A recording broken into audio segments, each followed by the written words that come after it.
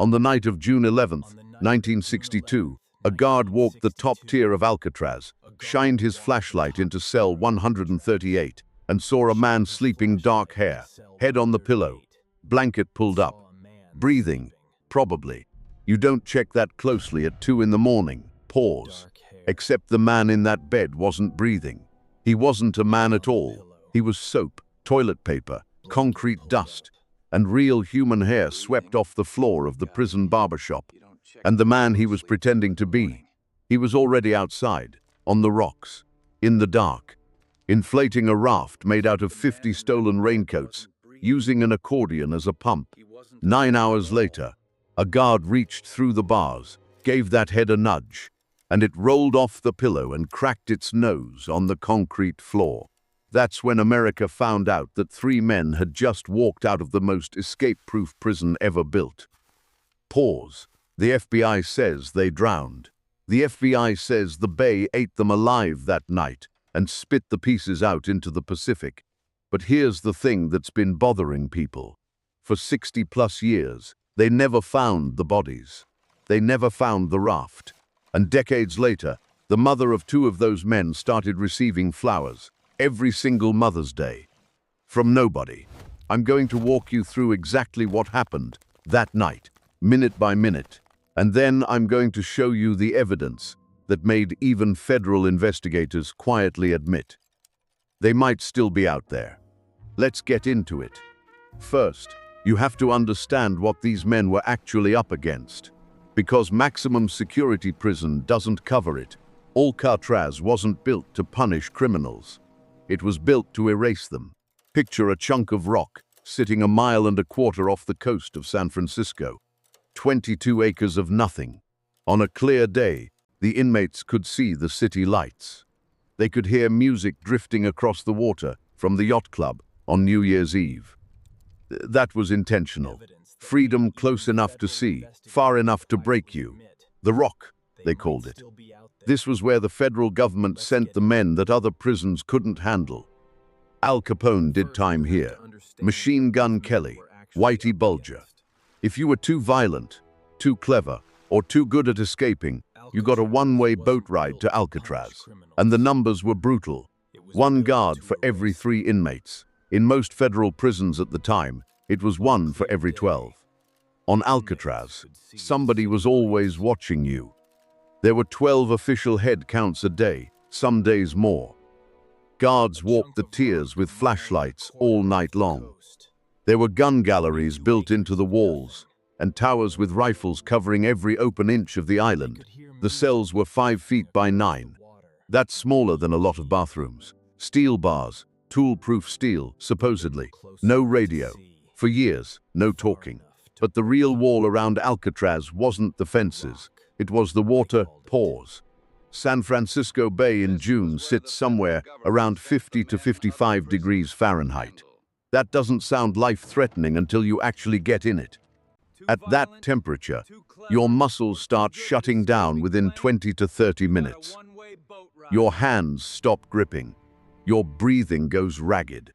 Hypothermia doesn't kill you dramatically. It just quietly turns off your ability to swim. And then there's the current. When the tide turns in that bay, water rips through the Golden Gate at speeds up to 6 knots. That's faster than an Olympic swimmer. You don't fight it. It takes you wherever it wants. Usually straight out under the bridge and into the open Pacific. The guards used to tell new inmates a story on the boat ride in. They said the water was full of great white sharks. That was mostly a lie. The bay has small bottom-feeding sharks, nothing that'll eat you. But it worked, because the truth was scarier anyway. In 29 years of operation, 36 men made 36 separate attempts to escape Alcatraz. 23 were caught, 6 were shot dead, 2 drowned right in front of everybody, and 5 were listed as missing, presumed drowned. 3 of those 5 are the reason you're watching this video. Now here's what I want you to keep in the back of your head for the rest of this story. Everything you're about to hear, the fake heads, the tunnels, the raft, the timing, was pulled off by men with a 5th grade education, a stolen spoon, and a subscription to Popular Mechanics. No power tools, no blueprints, no inside help that anyone's ever proven.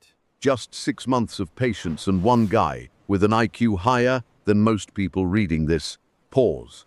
And by the end of this video, I'm going to show you a photograph taken in 1975.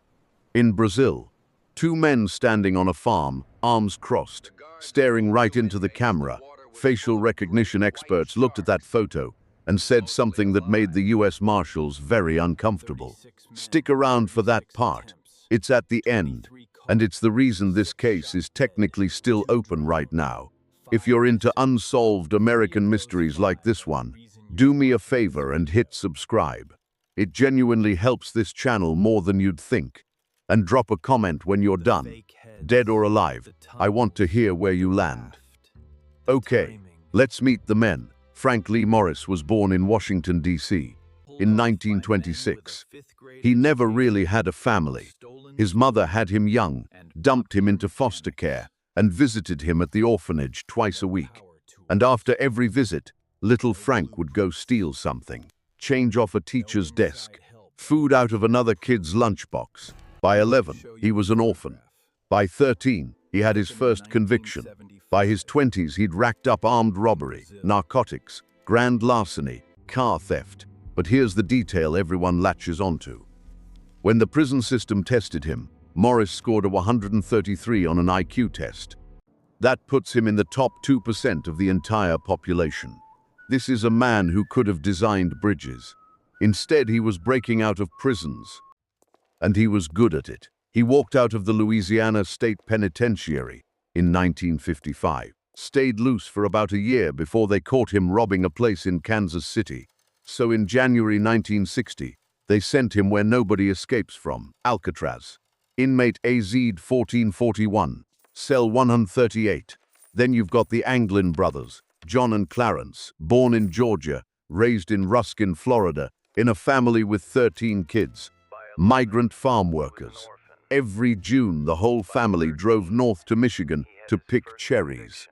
And that's where the brothers picked up the skill that matters most to this story.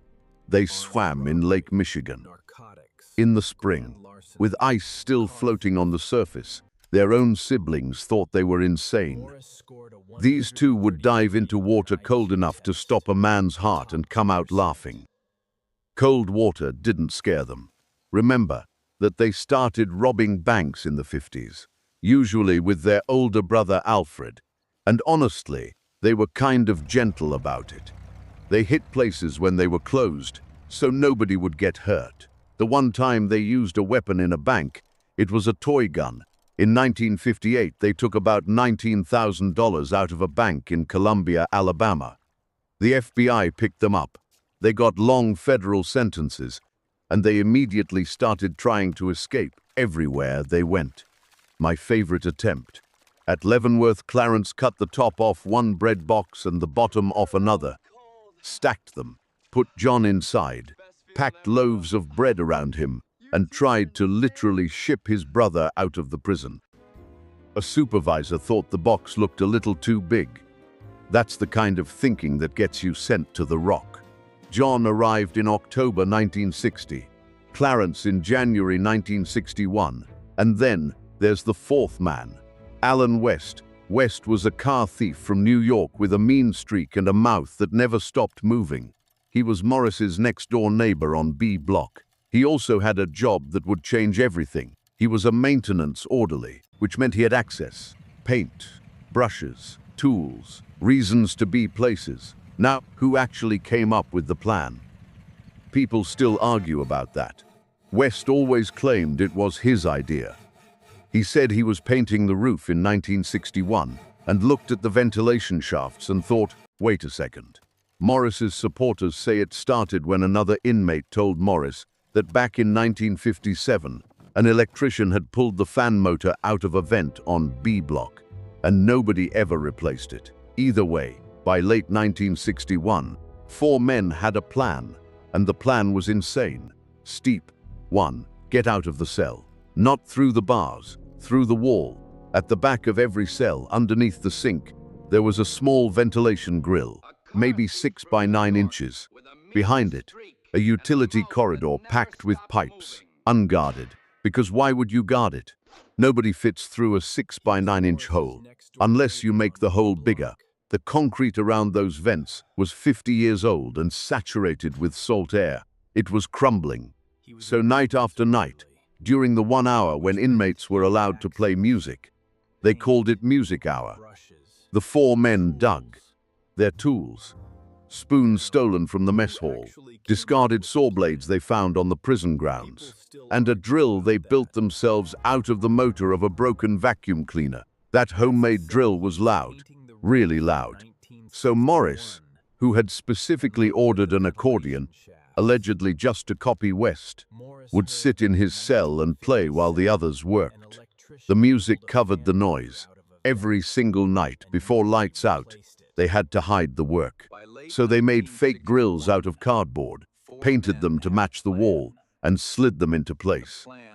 Guards walked past those cells 12 times a day for 6 months and never noticed. Step 2. Build a workshop nobody knows about. Once the holes were wide enough, they climbed into that utility corridor and went up, all the way to the top of the cell block, to a wide empty space above the cells that nobody ever inspected. That became their factory.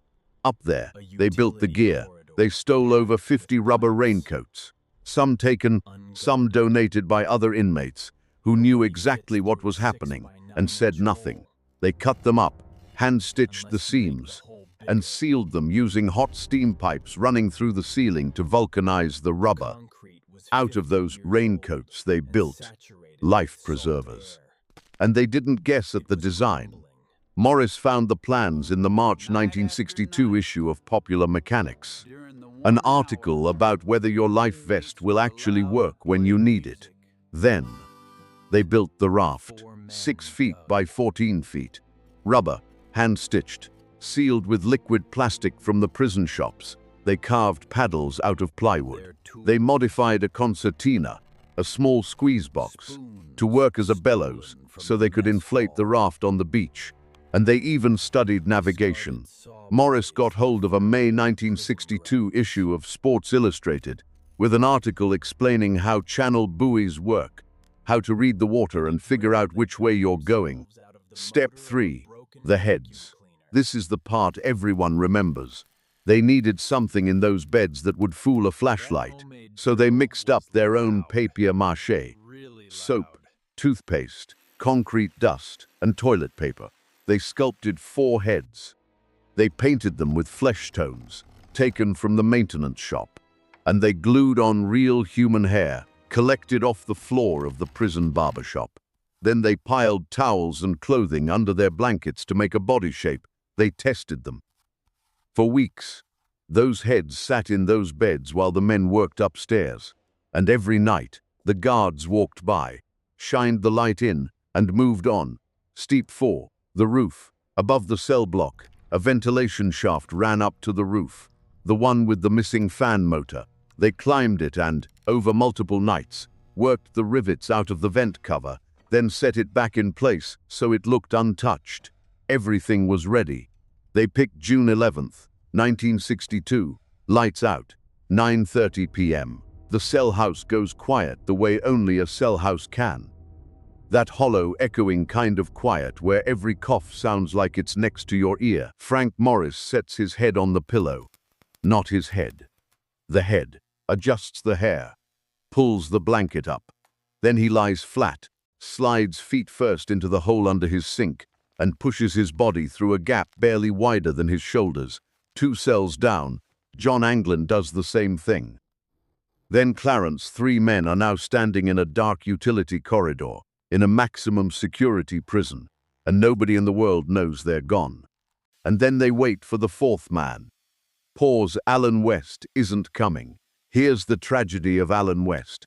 He'd been worried his crumbling vent hole was too obvious.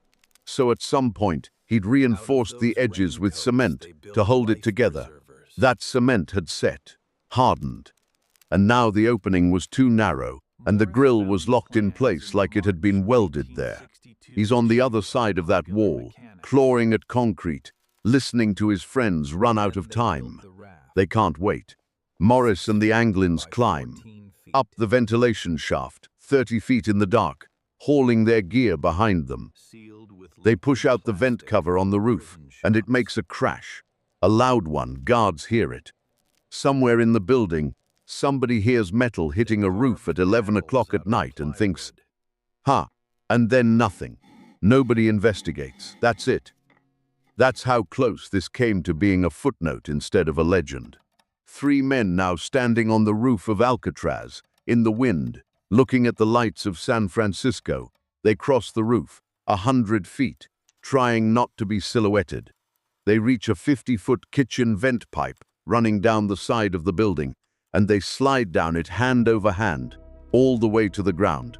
2 12-foot barbed wire fences. They go over both. Then they run for the northeast shoreline, near the power plant. And they pick that spot for a reason. It's the one place on the island where the searchlights and the gun towers don't quite cover. A blind spot. They'd figured that out from months of watching. On those rocks, in the dark, they pump up a raincoat raft with a squeeze box. According to FBI records, at approximately 11:40 p.m. on June 11, 1962, Frank Morris and John and Clarence Anglin pushed off from Alcatraz Island into San Francisco Bay, and that is the last confirmed moment anyone knows anything for certain. Pause. Meanwhile, West finally breaks through. He's exhausted, hands torn up, and he climbs up to the workshop and finds it empty. There's an unfinished pontoon, a plywood paddle, 3 spare life vests, and his own fake head sitting there, staring at him. He climbs the shaft, sticks his head out onto the roof, startles a flock of seagulls, panics, and climbs back down.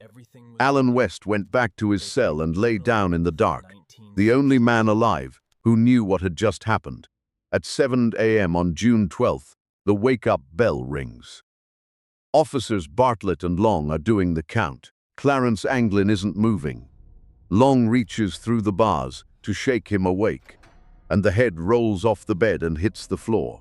6 minutes later, the siren goes off on Alcatraz Island for the first time in years, and it's heard all the way across the water in San Francisco. Now, the official story ends here. 3 men, a homemade raft, freezing water, brutal currents, case closed. They drowned. But if they drowned, why did a wallet turn up floating in the bay, carefully wrapped in plastic, containing the names, addresses, and photographs of the Anglin brothers' family and friends? Why did a life vest wash up with the strings still knotted at the back, meaning nobody ever took it off? And why did a San Francisco police officer, standing on the waterfront that exact night, report seeing a fishing boat sitting out near Alcatraz, where absolutely no boat was legally allowed to be? Let's talk about the investigation, because this is where it gets weird. Within hours, this became one of the biggest manhunts in American history. The FBI, the Coast Guard, the Bureau of Prisons, the Army, local police, planes in the air, boats on the water, men walking the shoreline of every island in the bay. For 10 days they searched. Here's everything they found. June 14th, 2 days after the escape. A Coast Guard cutter picks up a homemade plywood paddle floating about 200 yards off the south shore of Angel Island. Angel Island is exactly where West said they were heading. Same day, roughly the same area, workers on another boat find that wallet, wrapped in plastic, sealed carefully, deliberately, full of names, addresses, and photos of people connected to the Anglin family. June 21st, a life vest washes up on Cronkite Beach, almost 3 miles outside the Golden Gate Bridge. Out in the open ocean, the next day, a prison boat pulls a second life vest out of the water 50 yards off Alcatraz, and the strings on the back are still tied, and that's it. That's the entire physical evidence haul. No raft, no bodies, no clothing, nothing. A month later, on July 17th, a Norwegian freighter called the Norfjell spots a body floating about 15 nautical miles beyond the Golden Gate. The crew knows about the escape, but they have no cold storage on board and no radio contact with the Coast Guard, so they keep going, That body was never recovered, never identified, and the San Francisco coroner poured cold water on the whole thing. He pointed out a body doesn't stay floating on the surface for a month, and there was a much more likely explanation involving a man who'd gone off the Golden Gate Bridge 5 days earlier. Then there was Officer Robert Checky. Checky was a San Francisco cop, off duty, standing at the St. Francis Yacht Harbor on the night of the escape, and he reported seeing a fishing boat out in the bay near Alcatraz. It sat there for about 15 minutes. Then it turned and headed toward the Golden Gate. Now, it was illegal for any unauthorized boat to come within several hundred yards of Alcatraz Island. So what was it doing there, at that hour, on that night? The FBI dismissed his account, didn't seriously pursue it. Meanwhile, the tips came flooding in, and most of them were garbage. A postcard showed up at the FBI's San Francisco office reading, "We made it. Frank, John and Clarence." Handwriting didn't match. Somebody called the acting warden claiming to be Morris, but couldn't answer basic questions only Morris would know. So the Bureau's logic came down to this. The men left behind personal items they clearly cared about. There were no reported car thefts in the area that night, and West said the plan was to steal clothes and a car. No burglaries traced to them, and in the following years, no fingerprints, no arrests, nothing. Their conclusion: the raft came apart, hypothermia took them, and the current carried the bodies out to sea. The FBI officially closed the case on December 31st, 1979. 17 years of investigation. But here's what most people don't know. Closing the FBI file didn't close the case. The evidence was handed to the U.S. Marshals Service, and their investigation is still open today. There is still an active federal warrant for 3 men who vanished in 1962, as one deputy marshal put it. The Marshals Service does not give up looking for people. Those warrants stay active until each man would have turned 100 years old. For Frank Morris, that's September of 2026, which is, if you think about it, right about now. Oh, and one more thing. 9 months after the escape, in March 1963, Attorney General Robert Kennedy ordered Alcatraz shut down permanently. Officially, it was about money and crumbling saltwater-damaged buildings. But the timing has never stopped people from wondering 6 months after the escape. In December 1962, an Alcatraz inmate named John Paul Scott squeezed out a kitchen window, greased himself up, and swam for it with nothing but inflated rubber gloves for flotation. He made it. Almost 3 miles. Teenagers found him collapsed on the rocks at Fort Point, right under the Golden Gate Bridge, hypothermic and half dead, but alive, worse gear, worse conditions, colder month. He reached the mainland, and today, thousands of triathletes swim from Alcatraz to shore every year in organized races. The bay is dangerous. It is not impossible. In 2014, a team of researchers in the Netherlands built a detailed hydraulic computer model of San Francisco Bay and ran the escape hundreds of times with different launch times. Their finding was remarkable. If the men launched before about 11 p.m., the tide would have swept them straight out to sea, almost certain death. If they launched much after midnight, they'd have been pushed back into the bay and probably caught. But there was a window, roughly between 11 and midnight, where the currents would have carried a raft north and deposited it near Horseshoe Bay, just inside the Golden Gate on the Marin County side. The FBI's own records put the launch at approximately 11:40 p.m., dead center of the survival window. And the model went further. It showed that if the raft had landed near Horseshoe Bay and the men abandoned their gear there, the debris would have drifted out and been found right around Angel Island, which is exactly where that paddle and that wallet turned up. The Anglin family has always insisted the brothers made it. In 1962, a Christmas card arrived in the family mailbox. It read, "To Mother, from John. Merry Christmas." Nobody ever explained who sent it, Every Mother's Day after the escape, the boy's mother received flowers. Anonymously. No card, no sender. Those flowers arrived every year until she died in 1973. At her funeral, family members reported seeing two unusually tall women in heavy makeup that nobody recognized. They didn't speak to anyone. They left early.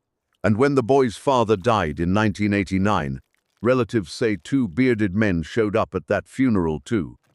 Now, is that proof? No, it's family folklore, and grief does strange things to memory. But it's a lot of strange things happening around one family. In 2015, the family went public with a photo. It was allegedly given to them by an old childhood friend of the Anglins named Fred Brizzi, who claimed he ran into John and Clarence in Brazil in the 70s and snapped a picture on a farm in 1975. Two men, standing side by side, staring at the camera. The family brought it to forensic experts for a History Channel documentary.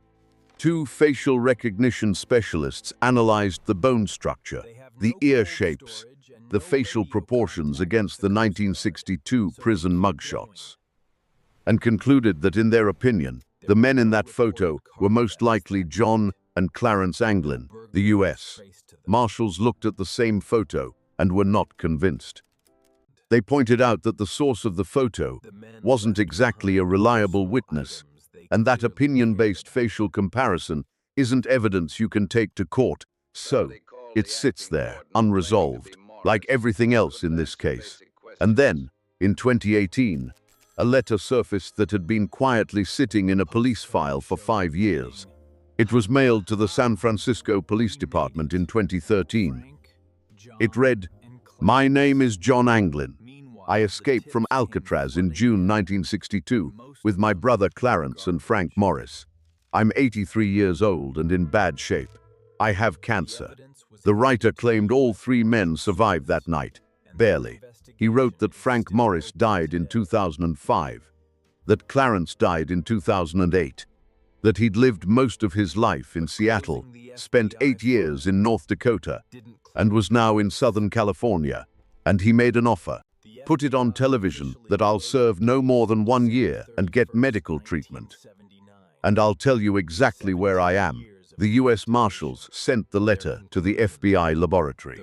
Handwriting samples from all three escapees were compared against it. The official result inconclusive, not fake, not confirmed. Inconclusive. Nobody ever went on television. Nobody ever wrote back. So where does that leave us? The cold, boring, statistically likely answer is that 3 men in a rubber raincoat boat hit 50-degree water and a 6-knot current and never made it to shore. That's what the evidence supports.